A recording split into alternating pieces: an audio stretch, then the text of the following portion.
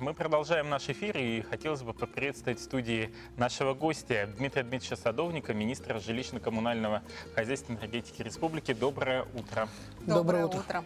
Расскажите, пожалуйста, какими достижениями сфера ЖКХ и энергетики республики отметилась в прошлом году? Министерство ЖКХ отметило следующим образом. Хочу остановиться буквально на нескольких фактах. Это то, что шла подготовка к отопительному сезону, и накануне получения паспортов мы получили рекордное количество, это 25 штук. И в этом плане, если в прошлом году было 15, то в этот отопительный сезон мы получили 25. Это подключение больших, скажем, по энергетике и по теплоэнергетике больших зон. Это переключение центральной, южной зоны, западной зоны к сетей Дальнего Востока. То есть энергосистемы России, получается. Энергосистему Дальнего Востока. Тем самым мы подключились к большой, скажем, большой сети. И вот в городе Якутске подключение теплоснабжения котельным промкомплекс, переключение на ЯГРЭС-2. То есть я так понимаю, что это позволит минимизировать те риски, которые связаны с отключением света в случае каких-то нештатных ситуаций на нашей ГРЭС. Абсолютно верно. Но сегодня такая картина сохраняется, но я думаю, что это будет максимально минимизировано в следующий момент. Ну и, конечно же, 2018 год связан с тем, что у нас 2018 год – это начало мусорной реформы, которая уже идет широкими шагами с начала 2019 года. Но вот сейчас активно обсуждается и в социальных сетях, и в мессенджерах, где угодно, вопрос по отходам. Каким образом эта система будет внедряться в Якутии, с какими проблемами уже столкнулись?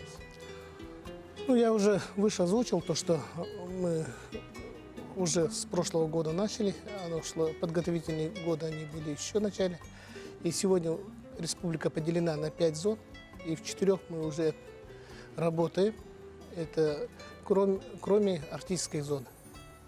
Сегодня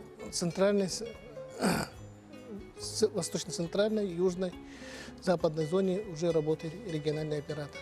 Конечно, есть вопросы в этом плане, что биллинги, например, есть отсутствие, как говорится, данных абонентов. Но это я считаю, что с этим мы должны были столкнуться, мы это предусмотрели. А вот что входит в обязанности этого оператора? И как это отразится на оплате за коммунальные услуги для нас, обычных жителей? Действительно, сейчас обращение с твердым коммунальным отходом стало коммунальной услугой. И это в виде обязательного платежа он должен поступить любому абоненту. И мы должны понимать, что мусор – это уже, как говорится, коммунальная услуга, и мы обязаны это платить. Но все равно это должно оказываться в виде услуги, и в этом плане региональные операторы сейчас ведут большую активную договорную кампанию. То есть главная их функция – это и из баков вывести, и полигон создать, и вокруг баков убрать. Абсолютно верно. И сегодня у нас, если мы имеем 471, скажем, таких свалок, в том числе несанкционированных, санкционированных, из них в региональном карте обозначено только 7. И в этом плане большая работа предстоит перед региональными операторами и перед Министерством ЖКХ, и мы эту работу будем продолжать. Но последняя авария, которая произошла, связана с техногенным все-таки влиянием на реке Вилюй, остро стал вопрос обеспечения чистой питьевой воды. Какие-то планы есть уже на 2019 год и перспективы? Да, это, конечно, неприятная картина.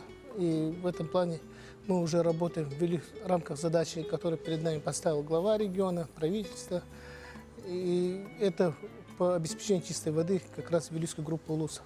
Но между тем уже на подходе большая федеральная программа – это чистая вода.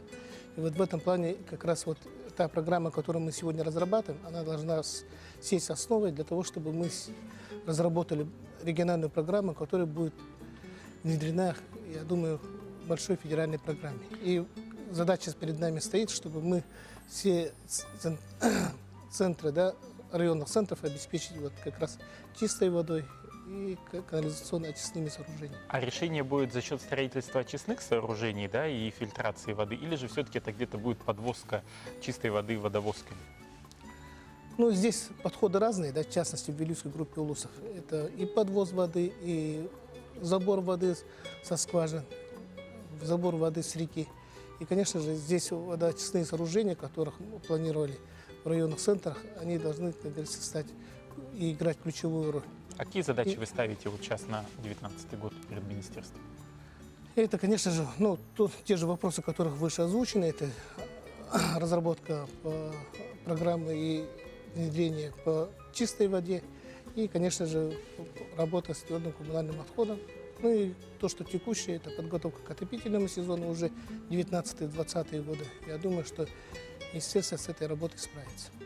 Спасибо большое, Дмитрий Дмитриевич, за то, что подошли в это утро к нам в студию. Знаю, что вы завтра улетаете в командировку. Хочется пожелать удачной командировки, меньше аварийных ситуаций и чтобы отопительный сезон был завершен успешно в сроки. Спасибо. Удачи вам и отличного дня. Спасибо. Дорогие друзья, мы хотим напомнить про нашу мини-викторину. Итак, мы хотим сегодня узнать от вас, чтобы вы сообщили, как зовут известного эстрадного певца Якутии, который также был ведущим программы «Новый день». Свои варианты ответов отправляйте На 8 914 279 22 62. Кроме этого, вы можете туда отправлять и ваши приветы, поздравления и все самое лучшее, чем бы вы хотели поделиться. Ну а пока реклама на нашем канале.